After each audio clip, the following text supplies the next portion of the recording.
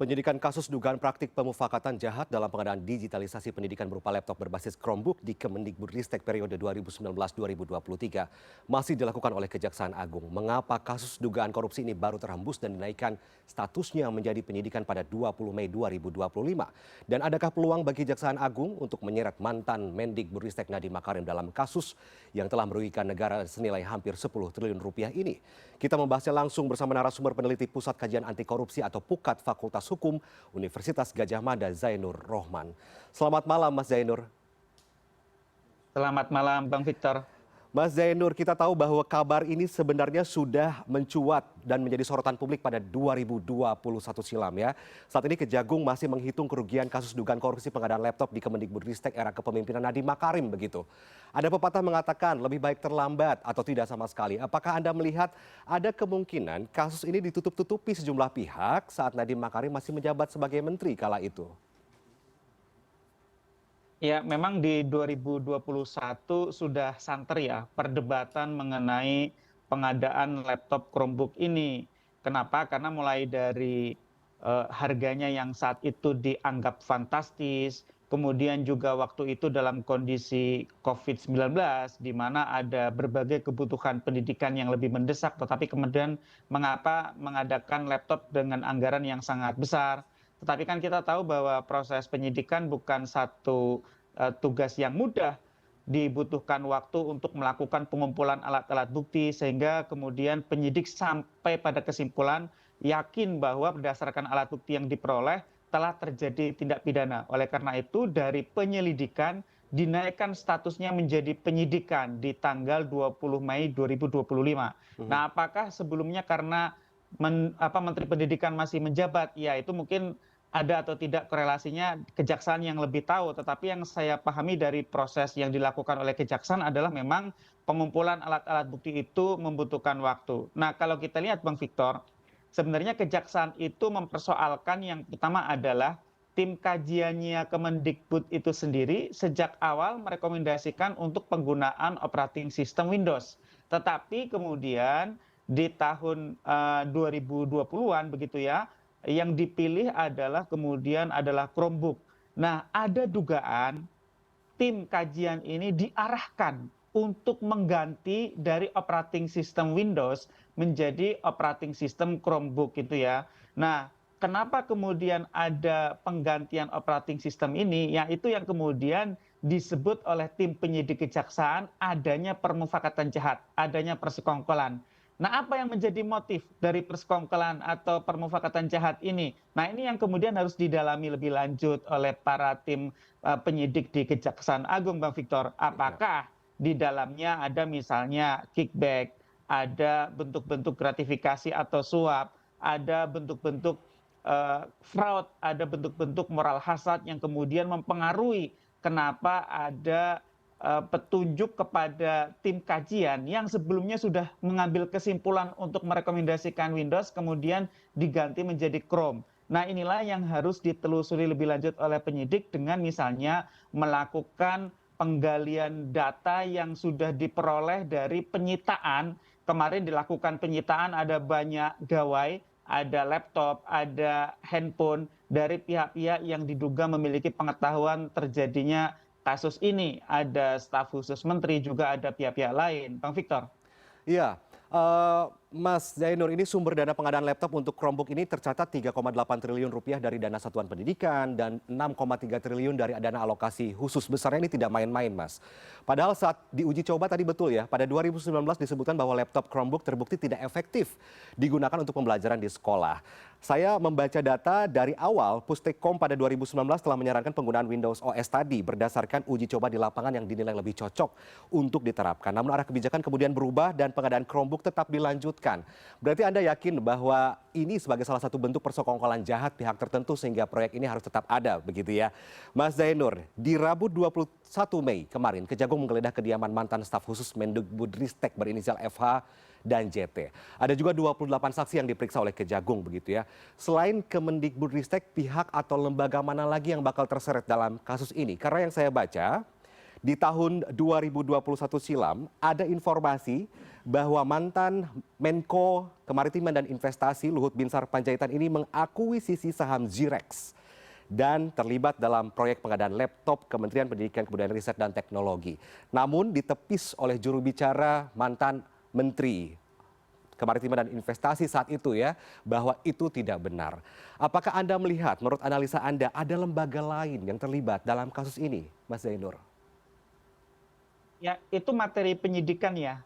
Jadi yang harus dicari adalah siapa yang mengarahkan untuk mengganti kesimpulan dari tim kajian yang mengarahkan untuk menggunakan Windows kemudian diganti menggunakan Chrome. Nah, kalau kita lihat dari tim kajian ini kan melakukan uji coba gitu ya. Uji cobanya juga tidak main-main. Mereka melakukan pengadaan terhadap 1.000 unit Chromebook yang dilakukan oleh Pustekom Kementerian Pendidikan gitu ya. Nah, ketika kesimpulannya diubah, siapa yang bisa mempengaruhi pengubahan kesimpulan? Ya, yaitu adalah pihak-pihak yang pasti punya kekuasaan. Tidak mungkin dong tim yang dibentuk oleh Kementerian Pendidikan ini misalnya dipengaruhi oleh pihak-pihak dengan kekuasaan yang rendah atau pihak-pihak yang tidak punya pengaruh, tidak akan goyang kesimpulan mereka. Yang bisa mempengaruhi kesimpulan mereka adalah pihak-pihak yang punya kekuasaan, punya kewenangan. Nah, siapa itu? Yaitu yang kemudian harus menjadi materi pendalaman dari tim penyidik, baik dengan melakukan pemeriksaan terhadap saksi-saksi maupun pendalaman dengan membongkar komunikasi digital gawe yang telah disita oleh tim penyidik gitu ya. Jadi yang saya lihat di sini memang arah dari kejaksaan adalah ingin mengungkap gitu ya, pihak mana, pihak yang pasti memiliki kekuatan politik yang cukup besar mempengaruhi diubahnya spesifikasi dari operating system Windows itu ke Chromebook. Nah, yang tadi disinggung betul bahwa memang kalau menggunakan Chromebook, kemudian ada spesifikasi yang sudah diatur sedemikian rupa dengan TKDN yang standarnya juga cukup ketat, maka kemudian hanya ada 6 perusahaan yang bisa menjadi penyedia gitu ya. Nah, perusahaan-perusahaan ini kan juga sudah sangat jelas ya siapa-siapa mereka. Nah, ini tentu dari sisi persaingan usaha juga tidak sehat karena hanya 6 perusahaan itu. Dari 6 perusahaan itu pun itu sebenarnya yang langganan menjadi penyedia di Kementerian Pendidikan hanya 1 gitu ya. Nah, yang lain-lain itu baru. Nah, baru itu adalah apakah mereka memang mempersiapkan diri untuk mengejar, untuk ikut menikmati pengadaan Chromebook ini atau memang itu secara alami. Nah, itu juga harus menjadi materi pendalaman dari tim penyidik gitu ya.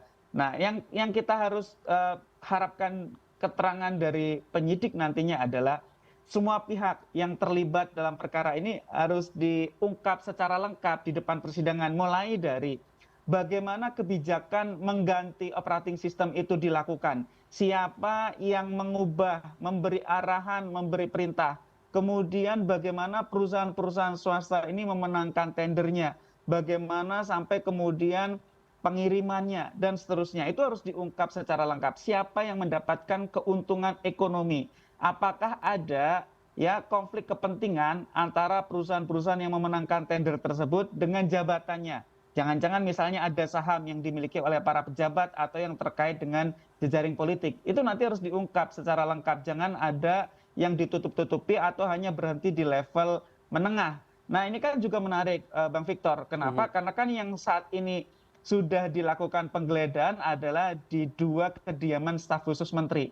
Staf khusus menteri itu pada dasarnya tidak punya kewenangan di dalam jabatan sesuai dengan tupoksinya, Mas Victor. Tetapi mereka itu bekerja untuk dan atas nama menteri. Nah, artinya yang ingin diketahui penyidik tentu adalah peran dari Menteri Pendidikan waktu itu. Apa yang dilakukan oleh Menteri Pendidikan ketika mengadakan operating system Chromebook ini, kemudian apakah juga Menteri Pendidikan mendapatkan endorsement atau mendapatkan pengaruh atau bahkan mendapatkan permintaan-permintaan dari pihak lain yang tadi disebut oleh Bang Victor misalnya. Nah, ini yang kita harapkan semuanya akan terungkap, apalagi kalau gawai mereka 2 orang staf khusus ini sudah disita gitu ya, kan semua komunikasi bisa diretrieve kembali, bahkan yang sudah dihapus pun bisa dibaca gitu ya. Sampai sekarang penyidik belum menetapkan tersangka. Nah, karena belum ditetapkan tersangka, baru sampai di tahap penyidikan, maka ini adalah kesempatan yang baik bagi penyidik untuk membuat peta lengkap kasus posisinya. Siapa saja yang turut terlibat, siapa saja yang mendapatkan keuntungan secara melawan hukum, nah itulah yang harus dimintai pertanggungjawaban secara pidana, ditetapkan sebagai tersangka. Bang Victor. Ya, ini cukup lama dari 2021 ke 2025 ya, baru dinaikkan statusnya menjadi penyidikan. Jadi ini masih jadi pertanyaan besar karena sebelumnya di sosial media itu beredar kabar bahwa Zirex mendapatkan kontrak Kemendikbudristek setelah sahamnya diakuisisi oleh Luhut Binsar Panjaitan. Tapi kita tidak tahu apakah itu benar atau tidak, terlibat atau tidak. Mas Zainur, hingga saat ini Kejagung belum menyebut mantan Mendikbudristek Nadiem Makarim dalam proses penyidikan kasus ini. Nadiem pun belum buka suara ya. Tapi meski sudah tidak menjabat lagi sebagai menteri, seberapa besar peluang nama Nadiem Makarim ikut terseret dalam kasus ini menurut analisa Anda? Apakah Nadiem Makarim menjadi tokoh kunci dalam kasus ini? Ya tentu sebuah kebijakan besar seperti ini di kementerian penanggung jawab utamanya adalah menteri gitu ya. Nah tetapi kan dalam konteks korupsinya apakah menterinya terlibat atau tidak itu nanti harus dilihat dari seberapa besar peran dari yang bersangkutan. Apakah ada peran yang signifikan mengakibatkan korupsi itu terjadi.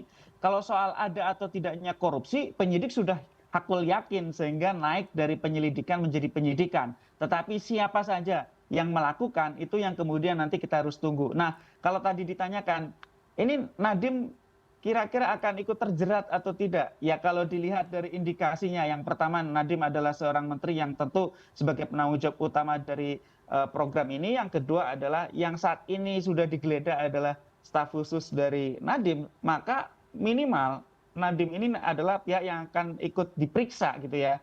Akan diperiksa mengenai bagaimana kebijakan pengadaan Chromebook ini dulu dilakukan. Dan saya percaya bahwa seorang menteri tentu memiliki pengetahuan yang jauh lebih lengkap. Kenapa? Karena kan keputusan-keputusan kebijakan-kebijakan penting dan strategis itu diambil oleh menteri. Bagaimana regulasi yang digunakan untuk pengadaan Chromebook ini gitu ya. Nah ini kan juga nanti akan ditanyakan kepada Nadiem, juga apa peran yang bersangkutan di dalam pengadaan tersebut, juga nanti juga akan diteliti oleh penyidik apakah misalnya ada konflik kepentingan. Konflik kepentingan itu misalnya gitu ya, ada seorang penyelenggara negara tapi di lain sisi juga seorang pengusaha. Nah ketika penyelenggara negara tersebut membuat keputusan tetapi keputusan tersebut mengakibatkan keuntungan pribadi, maka itu disebut sebagai konflik kepentingan. Nah tadi kan yang disebut salah satunya adalah Pak Menko. Nah apakah itu juga kemungkinan nanti harus diperiksa? Ya saya pikir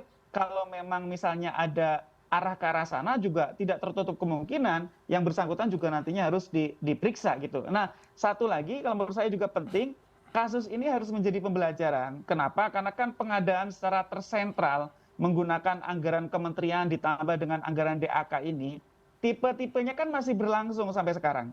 Kemarin misalnya Menteri Pendidikan menyampaikan bahwa sekarang sudah tidak ada lagi pengadaan Chromebook, tetapi kan Presiden Prabowo akan mengadakan papan canggih smartboard yang itu juga pengadaannya tersentral gitu ya. Jadi pengadaan tersentral ini memang sangat rawan terhadap bentuk-bentuk korupsi. Kenapa? Karena mulai dari perencanaannya itu sudah mengarah. Biasanya mengarah tuh kepada para penyedia barang dan jasa yang memiliki spesifikasi khusus. Nah, kalau dalam konteks pengadaan Chromebook itu kan Bang Victor, karena ini kan disyaratkan TKDN yang punya kemampuan untuk mensuplai sesuai dengan persyaratan itu hanya 6 perusahaan yang salah satunya tadi disebut oleh Bang Victor itu gitu ya. Nah, itu kemudian persaingan menjadi semakin sempit gitu ya. Kalau persaingannya tidak sehat, maka ada pihak-pihak yang diuntungkan dan negara membayar lebih mahal. Ini di 2021 perdebatan publik sangat luar biasa. 10 juta untuk membeli laptop dan juga device pendukungnya seperti printer, router dan lain-lain itu dianggap oleh publik satu harga yang kurang wajar begitu ya. Dan yang tipe-tipe seperti ini sebenarnya terjadi di dua hal, Bang Victor. Yang pertama adalah pengadaan tersentral seperti ini, yang kedua adalah pengadaan di masing-masing satuan pendidikan yang mereka kan menggunakan e-purchasing begitu ya, di mana kemahalan harga itu sudah sering sekali ditemukan oleh publik gitu ya. Jadi di toko daring itu bisa dibandingkan antara yang ada di platform dengan ada yang di komersil. Ketika diperbandingkan, kenapa kalau pemerintah yang melakukan pengadaan barang dan jasa itu sudah harganya mahal, kualitas dan speknya sangat minim gitu ya. Nah itu kan sebuah indikasi bahwa ada arah adanya inefisiensi atau bahkan menuju kepada tindak pidana korupsi. Bang Victor. Ini artinya Kejaksaan Agung harus punya taring ya untuk bukan menyeret tapi memeriksa tokoh-tokoh besar yang kemungkinan terlibat dalam kasus ini. Mas Zainur, Kejagung ini masih melakukan pemeriksaan terhadap 2 mantan staf khusus Nadiem Makarim ya. Jika Anda cermati, hal apa saja yang dapat mendorong proses penyidikan ini berjalan cepat sehingga publik tak perlu menunggu lama lagi sampai 4 tahun begitu ya Kejagung dalam menemukan bukti tentang tadi perintah persetujuan atau pembiaran terhadap pelanggaran yang terjadi. Hal apa saja faktor yang menentukan ini bisa cepat atau lambat untuk diselidiki? Ya, tentu yang pertama harus ada dukungan dari presiden untuk tidak mencampuri gitu ya. Bahwa semua yang terlibat sesuai dengan prinsip equality before the law itu harus diproses. Itu yang pertama. Harus ada garansi dari presiden bahwa kejaksaan tidak akan diganggu, dihalangi oleh siapapun. Yang pertama. Yang kedua gitu ya. Yang kedua yang menurut saya penting adalah karena ini juga menyangkut keuangan negara yang sangat besar, meminta bantuan pada PPATK untuk melihat ada atau tidaknya fraud gitu ya yang kemudian berujung kepada kickback misalnya yang diterima oleh para penyelenggara negara, yaitu bisa mengintip transaksi keuangan para penyelenggara negara yang memiliki kewenangan di bidang pengadaan ini. Ya, semuanya begitu ya, mulai dari A sampai Z gitu. Yang ketiga tentu juga harus segera nih melakukan pemeriksaan terhadap pihak-pihak lain yang memiliki keterkaitan dengan perkara ini. Tidak boleh berhenti hanya di 2 staf khusus gitu ya. Kenapa? Karena kan ini harus cepat. Kalau lambat, Bang Victor, maka ya para pihak bisa menghilangkan barang bukti, bisa melarikan diri gitu ya. Mereka misalnya bisa juga mengondisikan saksi-saksi untuk tutup mulut atau untuk pasang badan gitu ya. Sehingga ini harus cepat, Bang Victor. Karena memang penyidikan itu juga harus menggunakan strategi, salah satunya adalah harus cepat gitu ya. Dan cepat itu satu bentuk pendadakan yang tidak memberi waktu persiapan kepada para pihak untuk membuat setup gitu ya, sehingga semuanya bisa berjalan secara alami. Mereka ketika dilakukan pemeriksaan harus menjawab dengan jawaban yang jujur, tidak dengan jawaban yang sudah dikondisikan terlebih dahulu gitu ya. Sehingga ini baru 2 staf khusus. Ya. Maka ya kita harus tunggu gitu ya. Ya. Yang harus Baik. diperiksa tentu adalah para menteri, yang kedua adalah para vendor, yang ketiga adalah para pejabat pengadaan barang dan jasa di Kementerian Pendidikan. Itu yang kita tunggu harus segera diperiksa oleh tim Kejaksaan Agung. Bang Victor. Presiden tidak ikut campur dalam proses penyidikan ini. Semoga proses penyidikan ini cepat sekali tuntas dan kita segera tahu siapakah tokoh kunci dalam kasus ini. Terima kasih banyak peneliti Pukat Fakultas Hukum UGM, Zainur Rohman telah bergabung bersama kami di CNN Indonesia Prime News. Selamat malam, Mas. Selamat malam.